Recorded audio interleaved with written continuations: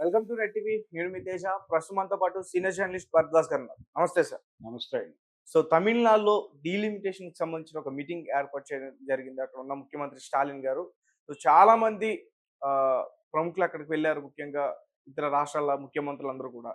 మన రాష్ట్రం నుంచి కూడా ఇటు తెలంగాణ రాష్ట్రం నుంచి రేవంత్ రెడ్డి గారు వెళ్ళారు. అలాగే ప్రతిపక్ష నాయకుడు కేటీఆర్ గారు కూడా వెళ్ళారు. సో ఆంధ్రప్రదేశ్ నుంచి ఎవరు వెళ్ళలేదు అని చెప్పేసి కూడా చెప్తున్నారు. అసలు ఏంటి సార్ ఆ ఉద్దేశం ఏంటి? ఆ డీలిమిటేషన్ యొక్క ఉద్దేశం ఏంటి? డీలిమిటేషన్ అంటే నియోజకవర్గాల పునర్విభజన అంటారు తెలుగులో. ఈ నియోజకవర్గాల పునర్విభజన జనాభా ప్రాతిపదికన జరుగుతుంది. ఈ జనాభా ప్రాతిపదికన నియోజకవర్గాల పునర్విభజన జరిగినప్పుడు గతంలో ఒక ఏరియాలో ఉన్న జనాభాని ఆ ఎంపీ స్థానానికి సరిపడా జనాభాగా నిర్ణయించారు. ఇప్పుడు అదే ప్రాంతంలో జనాభా పెరిగిపోయినప్పుడు దాన్ని 2 ముక్కలో 3 ముక్కలో చేస్తారు జనాభా ఆధారంగా. ఇలా చీల్చినప్పుడు నార్త్ ఇండియాలో చాలా ప్రాంతాల్లో జనాభా విపరీతంగా పెరిగింది. దాంతో అక్కడ ఆటోమేటిక్గా నియోజకవర్గాలు పెరుగుతూ వెళ్తాయి. ఇక్కడ జనాభా తగ్గుదల ఉంది సౌత్లో. సో నియోజకవర్గాలు తగ్గే ప్రమాదం ఉందని వీళ్ళు భయపడుతున్నారు. ఈ తగ్గుతాయి కాబట్టి పిల్లల్ని కానండి, మనం ఎక్కువ మంది పిల్లల్ని చూపిస్తే మనకు జనాభా పెంచుకుంటే మంచిది అని ఈ మధ్య చంద్రబాబు నాయుడు గారు మాట్లాడారు. జనాభా పెంచుకోవటం దీనికి పరిష్కారమా, లేకపోతే ఇంకేదైనా పరిష్కారం ఉందా అంటే, ఇక్కడ దక్షిణ భారతదేశానికి తగిన ప్రాతినిధ్యం దొరకటం లేదు పార్లమెంట్లో అనేది ప్రధానమైనటువంటి సమస్య. ఏదైనా ఒక ఇష్యూ వచ్చినప్పుడు దక్షిణ భారతదేశానికి మొండి చేయి చూపించినా ఏం పర్వాలేదు అనే పరిస్థితిలో ఉత్తర భారతదేశం దూకుడుగా వెళ్ళిపోవటానికి అవకాశం కలుగుతుంది ఈ డీలిమిటేషన్ వలన. ఎందుకంటే అక్కడ నియోజకవర్గాలు పెరిగిపోయి అక్కడ సీట్ల సంఖ్య పెరిగిపోతే పార్లమెంట్లో ఇప్పుడు 800 చిల్లర సీట్లు ఉన్నాయి కొత్త పార్లమెంట్లో. అవన్నీ నార్త్ ఇండియాకు సంబంధించిన సీట్లతో నింపేస్తే సౌత్ ఇండియా రిప్రజెంటేషన్ తగ్గిపోయినప్పుడు వీళ్ళు అడిగేటువంటి కోరికలు, వీళ్ళ డిమాండ్లు ఇవేవి ఎవరు పట్టించుకోరు కదా. అక్కడ పట్టించుకోకపోయినా ఏమీ కాదు. దక్షిణ భారతదేశాన్ని పూర్తిగా పట్టించుకోకుండా వదిలిపాడేసినా వాళ్ళకి వచ్చిన నష్టమేం లేదు. అటువంటి పరిస్థితి వస్తే దక్షిణ భారతదేశం పరిస్థితి ఏంటి? అందుకని మనందరం కూర్చుని మనం ఏం చేయాలో ఒక విధాన రూపకల్పన చేసుకుందాం రండి అని చెప్పి స్టాలిన్ గారు పిలిచారు వీళ్ళందరినీ. దక్షిణ భారతదేశానికి చెందిన వాళ్ళని మాత్రమే కాకుండా జాతీయ స్థాయిలో ఒక రకంగా ప్రాంతీయ పార్టీల కూటమి లాంటిది ఏదో ఏర్పాటు చేద్దామనే ఉద్దేశంతో ఆయన అందరికీ ఇన్విటేషన్లు పంపించారు. బీజేపీ ఏతర పార్టీలకు పంపించాడు ఆయన. ఈ బీజేపీ ఏతర పార్టీల్లో కాంగ్రెస్ పార్టీ కూడా ఉంది. కాంగ్రెస్ పార్టీ నుంచి కర్ణాటక నుంచి డిప్యూటీ సీఎం శివకుమార్ వచ్చాడు. తెలంగాణ సీఎం గారు వెళ్ళారు. అలాగే తెలంగాణ ప్రతిపక్ష నాయకుడు కేటీఆర్ గారు కూడా హాజరయ్యాడు. బీఆర్ఎస్ నాయకుడు ఆయనతో పాటు ఇంకొక ఇద్దరు కూడా హాజరయ్యారని చెప్తున్నారు. ఇలా కేరళ నుంచి కేరళ సీఎం వచ్చాడు. తమిళనాడు ఉంది, కేరళ ఉంది, కర్ణాటక ఉంది, తెలంగాణ ఉంది, ఆంధ్ర లేదు. ఆంధ్ర నుంచి రిప్రజెంటేషన్ లేదు. ఎందుకంటే ఆంధ్రాలో ప్రధానమైనటువంటి పార్టీలు బీజేపీని పక్కన పెడితే ప్రధానమైనటువంటి పార్టీలు 4 ఉన్నాయి. అందులో ఒకటి జనసేన, ఒకటి టీడీపీ, 3 వైఎస్ఆర్సీపీ, 4వది కాంగ్రెస్. కాంగ్రెస్ అక్కడ నామమాత్రంగా కూడా లేదు.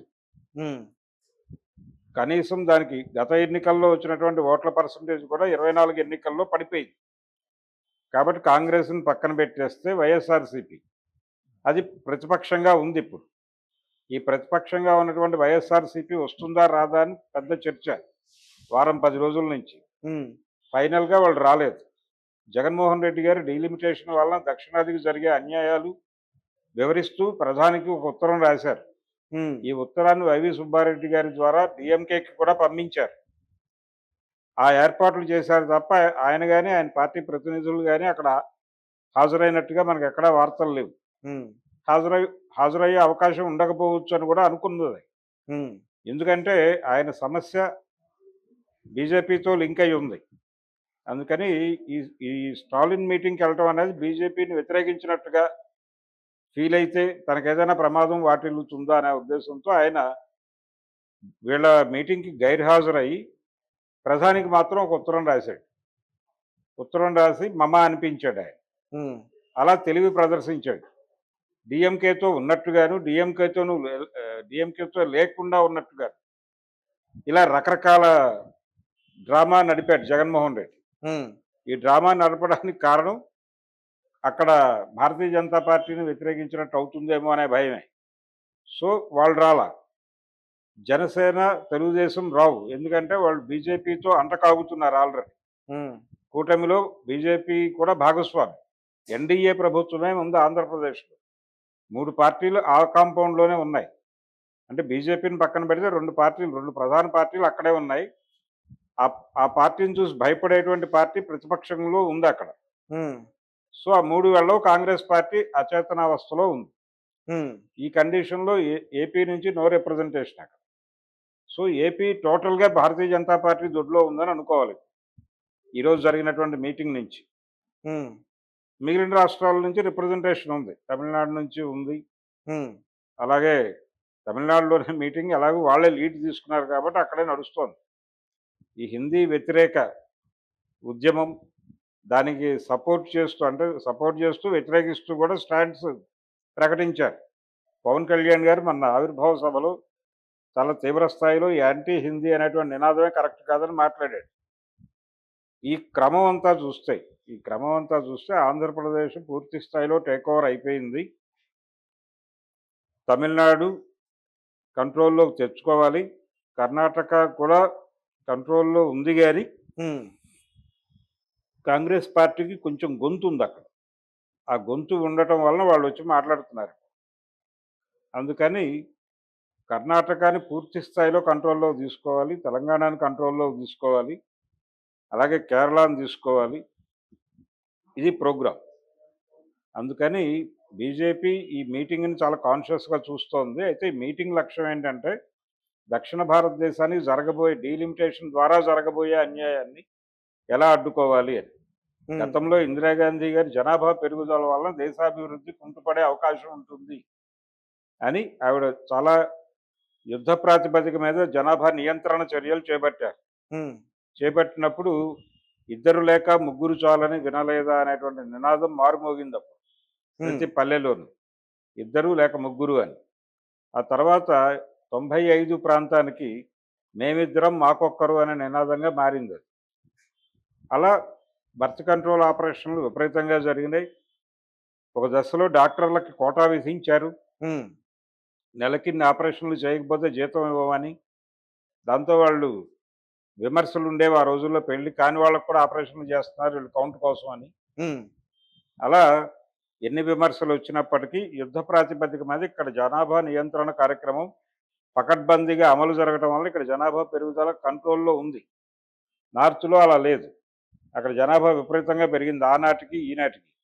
ఉమ్, ఆ పెరిగిన జనాభా తాలూకా ఫలాలు ఇప్పుడు వాళ్ళు అనుభవిస్తున్నారు అక్కడ రాజకీయ నాయకులేమో పెరిగిన జనాభా వలన ఫలితాలు అనుభవిస్తున్నారు. ఆ పెరిగిన జనాభాని భరించే పరిస్థితి అక్కడ లేదు. దాంతో ఆ ఎక్సెస్ జనాభా మొత్తం వచ్చేసి సౌత్ మీద పడ్డారు. సౌత్ మీద పడి సౌత్ని తినేస్తున్నారు వాళ్ళు. ఉమ్, వలసలు వచ్చేస్తున్నారు విపరీతంగా అక్కడ నుంచి. అవును. ఈ వలసలు రావటం ఎందుకు వస్తున్నారంటే అక్కడ పెరిగిపోయింది ఉమ్, ఆ కెపాసిటీ. అది చూసేమని నియోజకవర్గాలు పునర్విభజన చేసేసుకుని వాళ్ళు లాభం పొందుతున్నారు రాజకీయ నాయకులు. ఉమ్, ఆ రకంగానూ సౌత్కి నష్టమే, రాజకీయంగానూ సౌత్కి నష్టమే. ఇన్ని రకాల నష్టాలు భరిస్తూ మనం ఇలాగే పడుండాలా, మనం నిరసనగాలం వినిపించలేమా అనేది చర్చించడం కోసం ఆయన మీటింగ్ పెట్టాడు ఈరోజు. ఉమ్, మీటింగ్ పెడితే ఆ మీటింగ్కి వెళ్ళాల్సిన వాళ్ళందరూ నెమ్మదిగా, అంటే ఆ మీటింగ్కి ఎవరు వెళ్ళాలి ఎవరు వెళ్ళకూడదు అనేది కూడా వాళ్ళే డిజైన్ చేశారు బీజేపీ వారు. ఉమ్, ఆ ప్రకారం ఏపీ నుంచి రిప్రజెంటేషన్ లేదు. కానీ జగన్మోహన్ రెడ్డి గారు ఒక లేఖ, అంటే ప్రధానికి పంపించిన లేఖ కాపీని డిఎంకేకి పంపి మమ్మ అని చేతులు దులుపుకున్నాడు. అయిపోయింది. సో ఆయన సరెండర్ అనే విషయం మరొకసారి ప్రపంచం ముందు ప్రకటితం అయిపోయింది. బీజేపీకి సరెండర్ అయిపోయాడు జగన్మోహన్ రెడ్డి. బీజేపీ కాంపౌండ్లో ఉన్నాడు ఆయన. బీజేపీ 2 తలుపుల సిద్ధాంతం. ఫ్రంట్ డోర్లో అధికారంలో ఏ పార్టీ ఉంటే అది ఉంటుంది. ప్రస్తుతం చంద్రబాబు నాయుడు గారు ఫ్రంట్ డోర్లో ఉన్నాడు. జగన్మోహన్ రెడ్డిని బ్యాక్ డోర్లో పెట్టారు. దీన్ని లైవ్లో ఎందుకు చూసుకున్నారంటే చంద్రబాబు నాయుడు గారు ఏదైనా పిచ్చేషాలు వేస్తే ఇతన్ని ఫ్రంట్ డోర్లోకి తెస్తామని అతను భయపెట్టడం కోసం. అందుకని చంద్రబాబు అనేటువంటి కాగితం ఎగిరి పడకుండా ఒక పేపర్ వెయిట్ లాగా జగన్ని పెట్టారు. అది జగన్ కండిషన్. సో ఒకవేళ పవన్ కళ్యాణ్ కనుక క్యాపబిలిటీ ప్రూవ్ చేసుకుంటే, అతను సొంతగా మెజారిటీ సాధించగలదు అనేటువంటి కాన్ఫిడెన్స్ ఉంటే, వీళ్ళిద్దరిని తీసి పక్కన పారేసి అతను ముందు లాక్కగలిగిన ప్రోగ్రామ్ కూడా ఉంది భారతీయ జనతా పార్టీ. ఆ ప్రోగ్రామ్ ఆల్రెడీ ఇండికేట్ చేశాడు. ఏది మొన్న జరిగినటువంటి ప్రమాణ స్వీకారం, చంద్రబాబు గారి ప్రమాణ స్వీకారం అయిపోయిన తర్వాత పవన్ కళ్యాణ్ చిరంజీవిని పక్కకు తీసుకెళ్లి వాళ్ళ చేతులు ఎత్తి ప్రజలకు అభివాదం చేసేది ప్రజా. దాని ఇండికేషన్ ఇదే. పవన్ కళ్యాణ్ ప్రూవ్ చేసుకుంటే, పవన్ కళ్యాణ్ ముందుకు నడిపించి ఇద్దరిని పక్కకు లాగేయగలం, చంద్రబాబుని జగన్ని ఇద్దరిని. ఇది ప్రోగ్రామ్ వాళ్ళు. అందుకని భయపడిపోయి 3 పార్టీలు ప్రస్తుతం వాళ్ళ కాంపౌండ్లో ఉన్నాయి. ప్రధాన పార్టీ ఒక పార్టీనేమో అసలు అత్యతనాస్తిలో ఉంది. Without BJP there is no party in Andhra Pradesh. అంతే. టోటల్ బీజేపీ కంట్రోల్లో ఉంది. తెలంగాణ రేవంత్ రెడ్డి గారు హాజరయ్యారు, టీఆర్ఎస్ నుంచి కేటీఆర్ గారు హాజరయ్యారు. అంతవరకే. అంటే రేవంత్ రెడ్డి గారు కాంగ్రెస్ పార్టీతో ఉన్నారు కాబట్టి కాంగ్రెస్ విధానం ఇండియా కూటమితో దీనికి రిలేషన్ ఉంది. ఆ కూటమి లేకపోయినప్పటికీ స్నేహం ఉంది కాంగ్రెస్ స్టాలిన్. ఆ స్నేహం రీత్యా అనివార్యంగా హాజరవ్వాలి కాబట్టి పైగా దక్షిణ భారతదేశ నాయకులనే పిలిచి కూర్చోబెడుతున్నాడు ఆయన. పంజాబ్ వాళ్ళు కూడా వచ్చారు. అలాగే మహారాష్ట్ర వాళ్ళని కూడా ఇన్వైట్ చేసుకుంటే బాగుండదు. మహారాష్ట్రతో కలిసినటువంటి దక్షిణ భారతదేశం కదా మనం డిమాండ్ చేయాల్సింది. మహారాష్ట్రాన్ని కలుపుకోవాలి, ఇంకా కొన్ని ప్రాంతాలు కలుపుకుంటే, అంటే వింధ్యకి యువతల అనేది పెరియార్ రామస్వామి గారి నినాదం. సో అదే నినాదాన్ని ఇప్పుడు పాటించాలి. సౌత్ విస్తృతం చేసుకోవాలి. వాళ్ళు మహారాష్ట్ర మార్చే అంటున్నారు, దాన్ని అంగీకరించే ప్రసక్తి ఉండకూడదు. సౌత్ని విస్తృతపరిచి దక్షిణ భారతదేశం ప్రత్యేక దేశంగా డిమాండ్ చేసే దిశగా ఈ మీటింగ్ నడవాలి. డీలిమిటేషన్ కాదు. డీలిమిటేషన్ వల్ల జరగబోయే అన్యాయము, డీలిమిటేషన్ అవకాశంగా చిక్కింది వాళ్ళ జనాభా పెరిగినందువల్ల దాన్ని వాళ్ళు వాడుకుంటూ ఆ జనాభాని జనాభాని మన మీద నడుతున్నారు. దీన్ని క్వశ్చన్ చేసేటువంటి ఒక ప్రోగ్రామ్ డిజైన్ అవ్వాలి. దీన్ని మేము భరించలేము. మా ప్రాంతం అభివృద్ధి మా లక్ష్యం. నేను మీతో కలిసి ఉంటే ఇలాగే ఉంటుంది నా జీవితాలు. మిమ్మల్ని మేము భరించాలి, మీకు కనీసినటువంటి పిల్లలందరినీ మేము సాకాలి. దాంతోపాటు రాజకీయ నిర్ణయాల్లో మాకు ఏ రకమైన ప్రాధాన్యత లేకుండా మీరేమో మొత్తం సీట్లు అక్కడ పెట్టుకుంటారు. కాబట్టి మాకు మీతో సంబంధం లేదు, మా దేశం మేము తీసుకుంటాం. దక్షిణ భారతదేశం విడిగా ఉంటుంది. భారతదేశం దక్షిణ భారతదేశం ప్రత్యేక దేశంగా ఆవిర్భవించాల్సిన ఒక పరిస్థితి వచ్చేస్తుంది. దీన్ని లీడ్ తీసుకుని ఒక మూమెంట్ బిల్డ్ చేయగలిగితే స్టాలిన్ బాగుంటుంది. దీనిలో అసలు ఎవరు నకిలీ ఎవరని తేలిపోతుంది. వీళ్ళందరూ వెన్నుపోటుదారులు.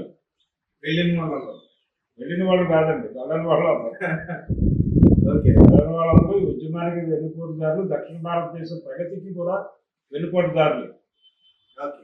అందుకని దక్షిణ భారతదేశం ప్రత్యేక దేశము, ఆ రోజుల్లో తెలంగాణ ప్రత్యేక రాష్ట్ర నినాదం ఎలాగైతే వచ్చిందో దక్షిణ భారతదేశం ప్రత్యేక దేశం అనే నినాదంతో ఇప్పుడు ఒక ఉద్యమం పుట్టాల్సినటువంటి ఆవశ్యకత ఉంది. Okay sir, thank you so much. Thank you.